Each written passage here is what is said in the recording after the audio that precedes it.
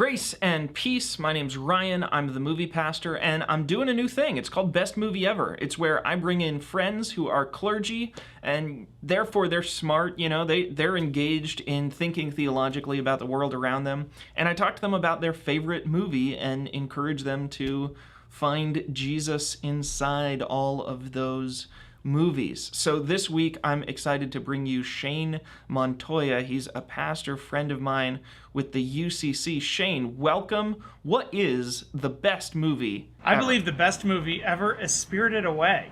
It is. Would you like me to say more about it? Yeah, say more about Spirited Away. So some basics about it. It's a 2001, 2002-ish movie, depending on whether you got to watch it in Japan or here in the United States, by Studio Ghibli.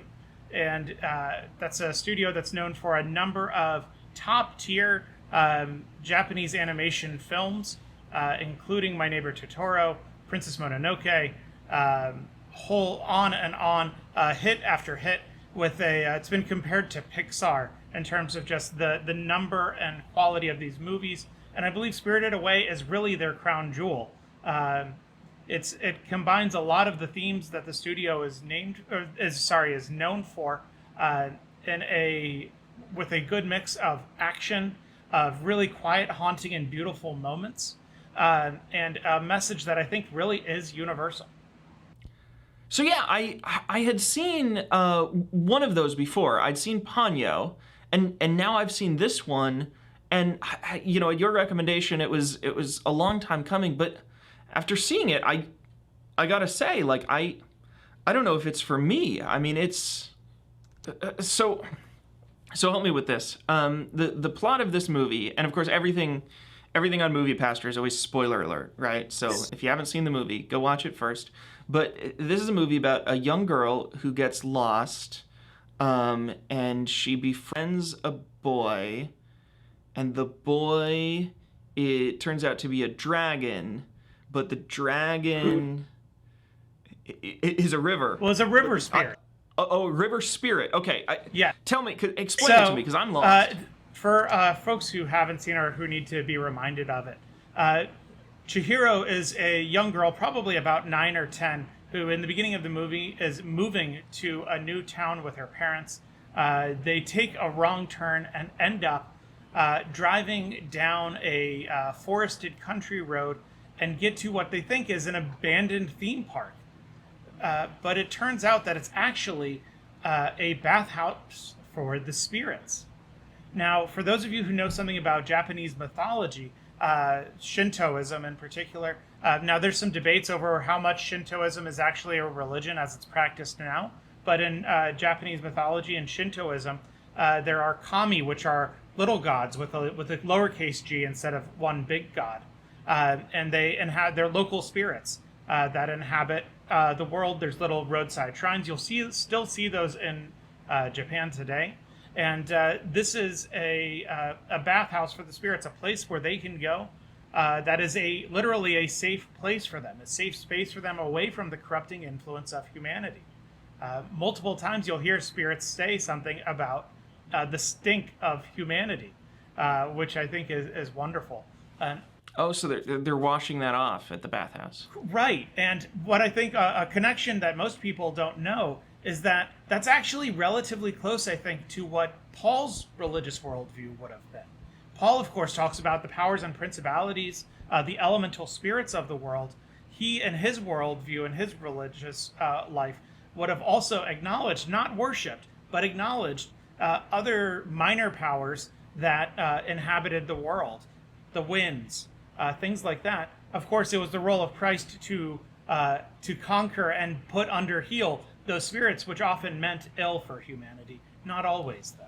So I wanted to make that as a connection between Paul's worldview and the worldview that the Japanese, in many ways, still have.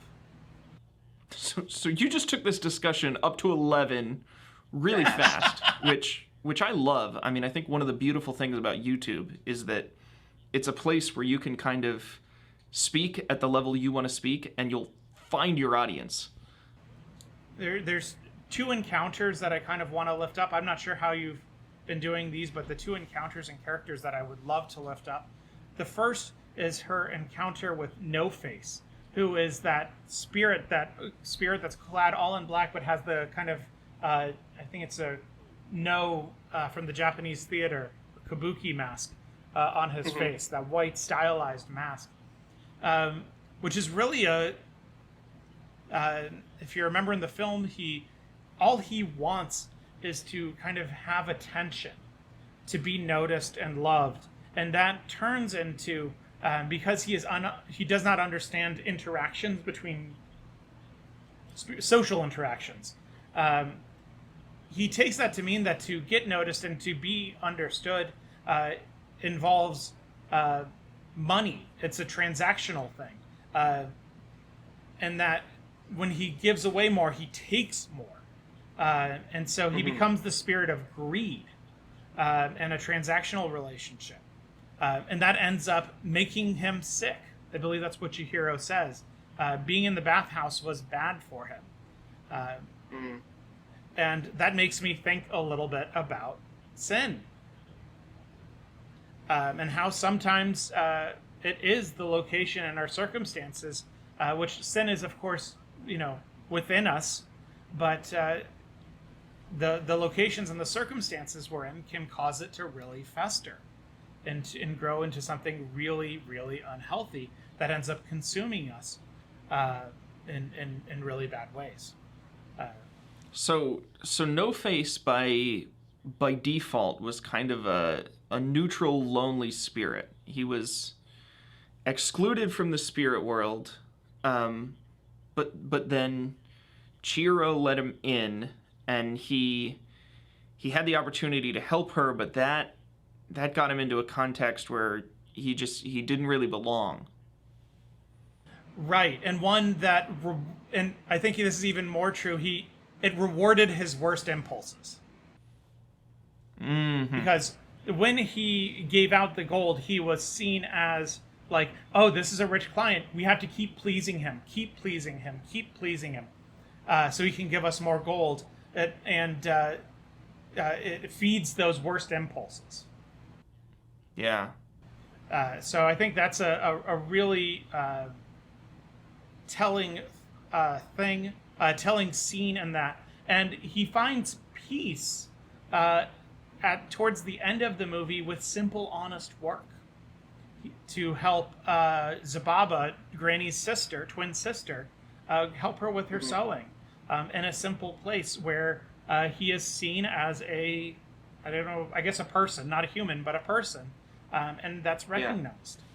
Yeah. So tell me about that other interaction. You said there was a second interaction that you were kind of interested in sharing about. Yeah, and that's with her friend, the river spirit, Hoku, the Kahoku River. So dragons in kind of East Asian mythology, you may or may not know this, aren't associated with fire. They're associated with air and water, primarily. So dragons as river beings. In Chinese mythology, one of the great dragons lives under the ocean, for example. So they go more into that path rather than kind of the Western European image of the dragon. The thing that I really wanted to point out, especially theologically, was the relationship that they had by the end.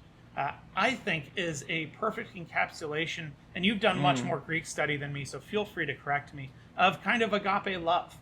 It's not a romantic love that they share, at least not at this point. There are enough differences. I don't think it was coded romantically. But those bonds of mutual obligation, that they care for one another, that they have literally saved each other's lives, in a sense. And it forms a bond between them that is stronger than if it were, say, a simple love, like a romantic love story. So I wanted to put that out there, as many movies have a character seeking fulfillment through a romantic relationship, which I think is actually really unhealthy if we have that as how salvation or fulfillment comes to a character. But with the development of this sort of relationship, this agape love relationship, that puts a different spin on what a fulfilling relationship could look like in a movie.